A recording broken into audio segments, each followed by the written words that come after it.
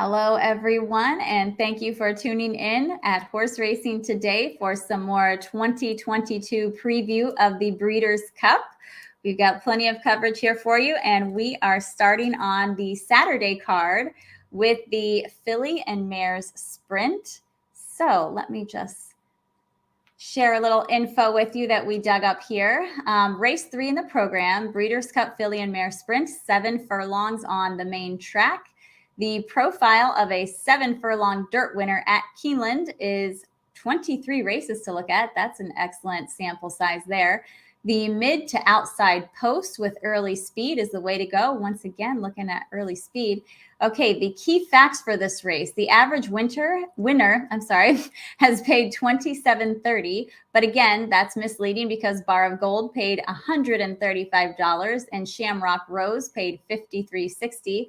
So without those two long shots, the average payout falls to $11, with 5 of the 8 remaining winters the post-time favorite. So keep that in mind. And oh boy, lots of yellow. Not really strong red and green anywhere. So to me, this looks pretty wide open, but it looks like being far back and being clear on the outside, not the best place to be. But as I said earlier, don't take my word for it. Let's ask some professionals over here.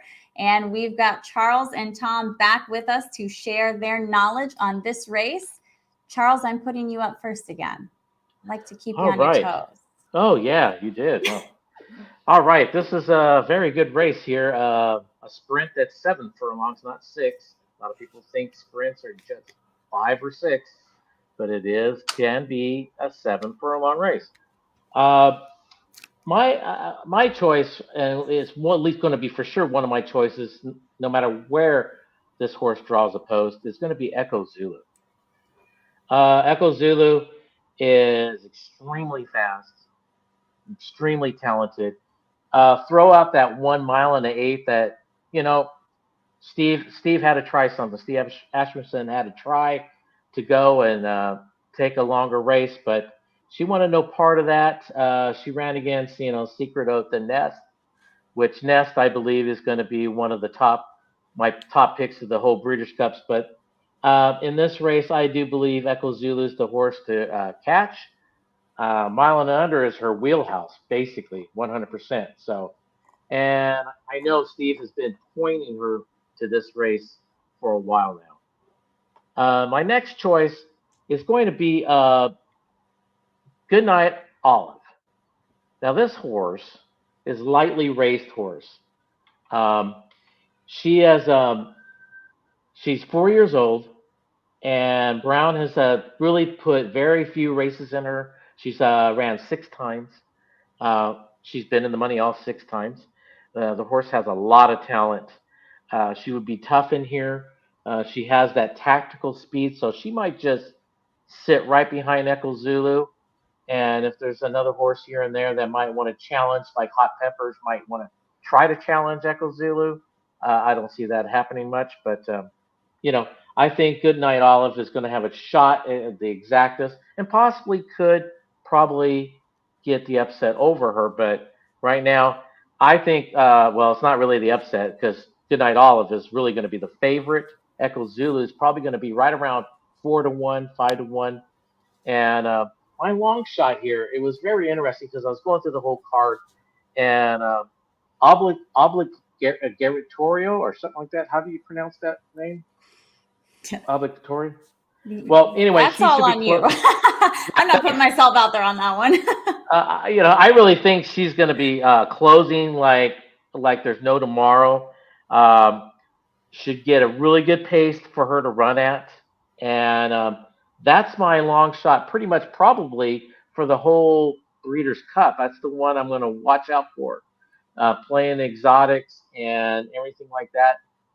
Has a chance to upset the top 2 that I mentioned, but there is still a couple other horses in here that could do a little damage. Sure. One to watch out for, but maybe not listen out for because we wouldn't recognize the name if we heard it, right? Yeah. Obligatory. Forget it. Tom, you could do better with that name. Obligatory. Obligatory. Oh, okay. There we go. Sounds a lot better when you say it. I'm not going to lie. Yeah. But good Why effort, didn't you Charles. jump in and save me there for a second? Oh, well. He was enjoying Oh, let watching me you crash and squirt. burn. Thanks. I'm just watching you go up in flames. You know? Thanks. Because I do it all the time. Oh. These names are just awful, especially the French ones. Oh, I bet. Agreed. All right, Tom, what have you got for us in this race? Oh, I'm going to take the Japanese horse. Chain of Love is my top choice. Since she switched to the dirt, she's been really good. And keep in mind, in Japan, the dirt racing is not up to standard. But remember who won the distaff last year. And keep that in mind when you're looking at this horse. The other thing to remember is that she ran in Dubai. She ran in Saudi Arabia. She finished second in Saudi Arabia, third against the males. She ran fourth in Dubai and Maydam, again against the males. And guess what she's been facing in Japan? Males. What have all these other horses been facing? Not males. She is very fast. She is very good. And yeah, you can look at, she's only won a group 3 in that, but this is a very good horse and has faced very good company. I am picking Obligatory as my second choice. I like the closing speed. I think there's a lot up front, and this horse may set up this horse very nicely, just as it's may set up my final choice, which is Cece. She won at this race last year, and remember who was the big favorite in this one? Gamine. What did she do? Not much. And so that's there. My long shot is going to be the test winner, which is Shy Town Lady. Nice 3-year-old coming to form. She's really surprised everybody when she won the test. And I think you've got to watch for her. But again, my top choice is that Japanese horse. Now, she may end up running against the males in the Breeders' Cup Sprint because she's cross-entered. Right. And it'd be very interesting. I think this is a better spot for her, but who knows? So, Tom, Echo Zulu's 5-race win streak, not enough to impress you for this race? No. She won a grade 3 last time out. Gotcha. Big deal. Big deal. She didn't face anybody. Yeah, she's 2 for 2 at 7. But again, there's a lot of speed up front, and she may get cooked. And, you know, again, look, Gamine. Overwhelming. Yeah. They've jumped on her. And I just, I think there's better horses. And again, that Japanese horse running against males, she's facing very good company, especially if you're going to ship her to Saudi Arabia and to Maydam.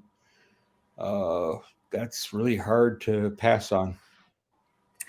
Well, that's a fair assessment. I can't argue with you there. But once again, I'm going to put in my 2 cents of Echo Zulu's my heart pick because I got to meet her. I'm friends with the person who gets on that horse, and I got to go to New Orleans and see her. So any horse that I get a love on and scratch on and see in person, they're always going to be my pick. I'm a horse girl at heart. Sorry, guys. No logic to that one, but... All right, so everyone, please tune in for the rest of our Breeders' Cup shows here. You'll see them in the description below. You'll also see them on any of our social media or our YouTube channel. You'll see this nice little banner here with all the information you need to find out all of the good stuff that we're bringing to you so that you can make the best Breeders' Cup picks, whether you're picking the prettiest horse or the horse you like to cuddle with, or going with something a little more substantial like these guys like to bring to the table. So that is all I have to say about that. But no matter who you pick, I hope that we will see you at Breeders' Cup weekend in the Winner's Circle. Yes.